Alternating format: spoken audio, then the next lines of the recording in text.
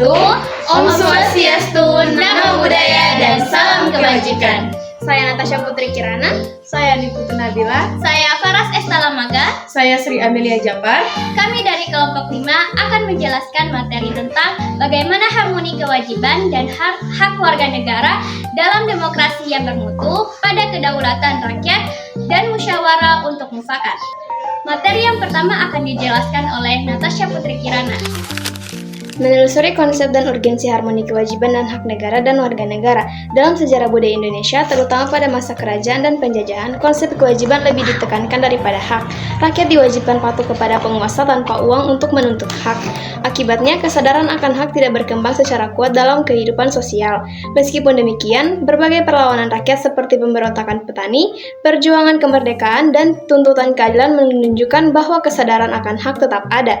Perjuangan melawan penjajahan terjadi karena hak-hak rakyat dirampas, sehingga secara perlahan masyarakat mulai memahami pentingnya hak. Dalam perkembangan pemahaman tentang hak yang kuat tidak selalu diimbangi dengan kesadaran akan kewajiban. Hal ini melainkan sikap gemar menuntut hak namun enggan menjalankan kewajiban. Padahal hak dan kewajiban memiliki hubungan timbal balik.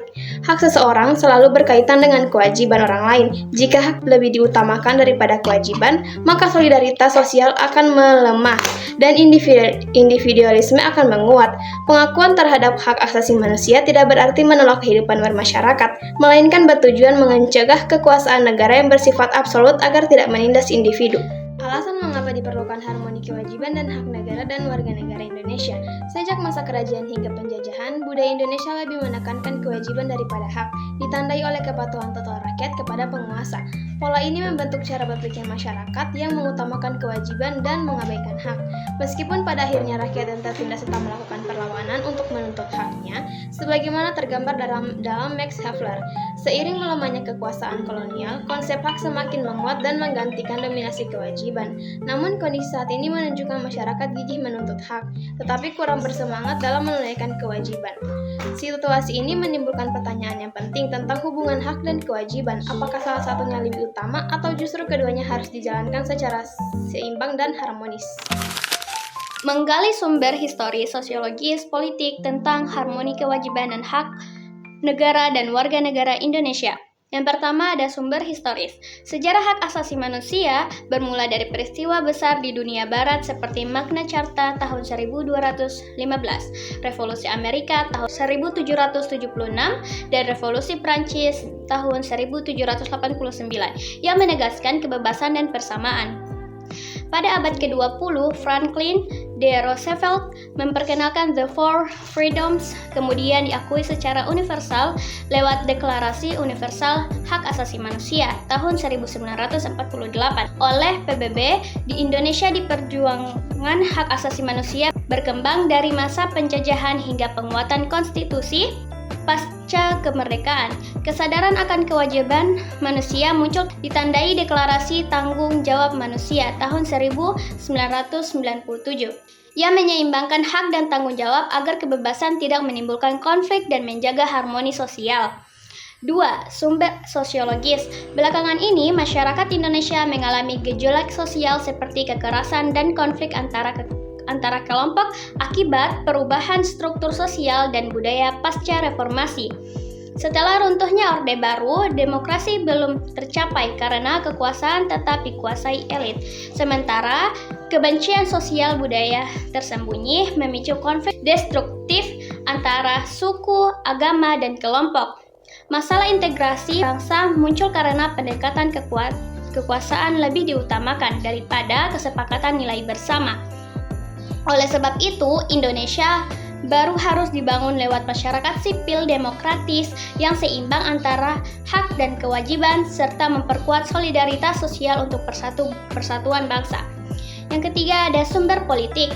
Dinamika hak dan kewajiban negara dan warga Indonesia pada era reformasi berasal dari perubahan Undang-Undang Dasar Negara Republik Indonesia tahun 1945.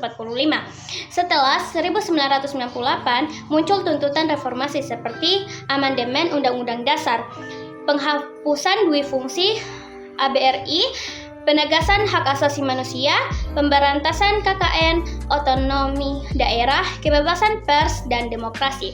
Undang-Undang Dasar lama dinilai belum mendukung demokrasi dan hak asasi manusia, serta mengandung pasal multitafsir yang memungkinkan kekuasaan otoriter dan KKN, menyebabkan krisis multidimensional.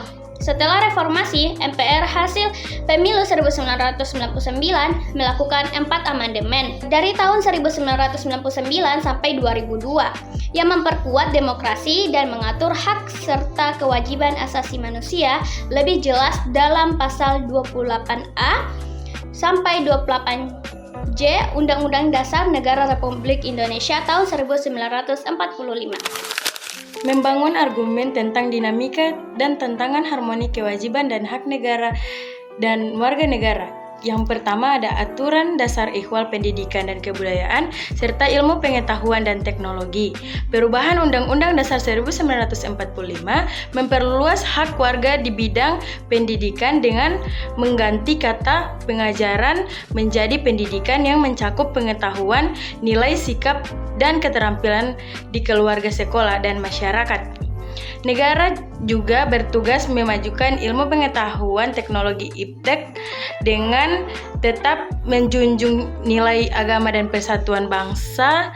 Perkembangan iptek yang cepat bisa menyebabkan kesenjangan budaya, sehingga budaya nasional harus dipersiapkan untuk menyesuaikan diri dan dilindungi, termasuk bahasa daerah.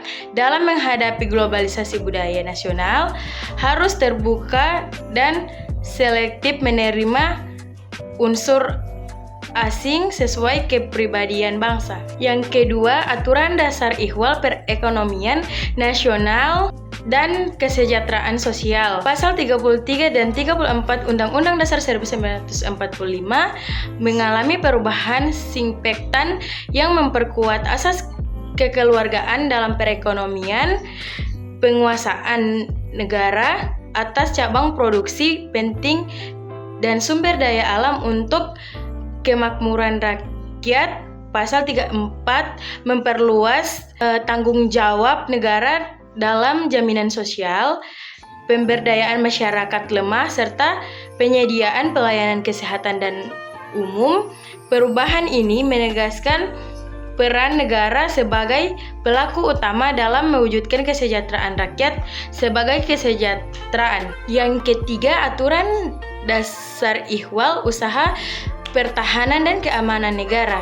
Hak dan kewajiban membela negara diatur dalam pasal 27 ayat 3. Sistem pertahanan dan keamanan rakyat semesta melibatkan TNI dan Polri sebagai kekuatan utama serta rakyat sebagai pendukung. Sistem ini berdasarkan pengalaman perjuangan. Yang keempat, aturan dasar ihwal hak dan kewajiban asasi manusia. Penghormatan hak asasi manusia pasca amandemen Undang-Undang Dasar 1945. Setelah amandemen keempat, hak dan kewajiban asasi manusia diatur secara khusus dan lebih rinci dalam Undang-Undang Dasar Negara Republik Indonesia 1945 berada dari sebelumnya yang tersebar di beberapa pasal. Perubahan penting pengaturan hak asasi manusia menjadi lebih lengkap dan terfokus menjamin berbagai hak asasi yang sejalan dengan Deklarasi Universal Hak Asasi Manusia. Ada beberapa ketentuan spesifik yang ada di Undang-Undang Dasar Negara Republik Indonesia 1945. Hal ini menunjukkan komitmen Indonesia sebagai anggota PBB dalam menghormati hak asasi manusia secara serius. Mendeskripsikan esensi dan urgensi harmoni kewajiban dan hak negara serta warga negara. Yang pertama yaitu agama. Bangsa Indonesia sangat religius dengan keyakinan pada Tuhan Yang Maha Esa sejak zaman prasejarah, sehingga pasal 29 Undang-Undang Dasar Negara Indonesia 1945 menegaskan bahwa negara berdasar pada sila pertama Pancasila sebagai landasan bernegara. Negara juga menjamin kebebasan warga memeluk agama beribadah sesuai kepercayaan masing-masing tanpa diskriminasi sebagaimana diatur dalam pasal 29 ayat 2 dan pasal 28E ayat 1. Yang kedua yaitu ada pendidikan dan kebudayaan. Pendidikan dan kebudayaan saling terkait. Pendidikan mentransfer dan mengembangkan nilai budaya agar pencapaian peradaban tinggi sebagaimana pasal 31 ayat 3 Undang-Undang Dasar menegaskan tujuan pendidikan nasional untuk mencerdaskan bangsa dan menanamkan keamanan, ketakwaan, dan akhlak mulia. Pendidikan menjadi tanggung jawab penting negara untuk melahirkan insan Indonesia yang cerdas, berakhlak, sehat, kreatif, mandiri, dan bertanggung jawab dengan target kecerdasan komprehensif pada tahun 2025. Yang ketiga yaitu perekonomian nasional dan kesejahteraan rakyat. Dalam perekonomian, pasal 33 ayat 1 menegaskan asas kekeluargaan yakni kerja sama bersama demi hasil yang adil dan bermanfaat. Sistem ekonomi kerakyatan berasas kekeluargaan, berkedaulatan rakyat, bermoral Pancasila, dan mengutamakan ekonomi rakyat dengan keterlibatan luas dalam produksi, distribusi, dan konsumsi. Yang keempat yaitu pertahanan dan keamanan. Pertahanan dan keamanan dijalankan melalui sistem pertahanan rakyat semesta atau sisa Kamrata dengan TNI Polri sebagai komponen utama serta rakyat sebagai pendukung. TNI bertugas menjaga pertahanan negara sedangkan Polri menjaga keamanan dalam negeri. Pengaturan kedudukan dan tugas keduanya diatur lebih lanjut dalam undang-undang untuk meningkatkan profesionalisme sesuai prinsip bahwa pertahanan dan keamanan adalah kepentingan rakyat. Sekian dari kelompok kami, lebih dan kurangnya mohon dimaafkan.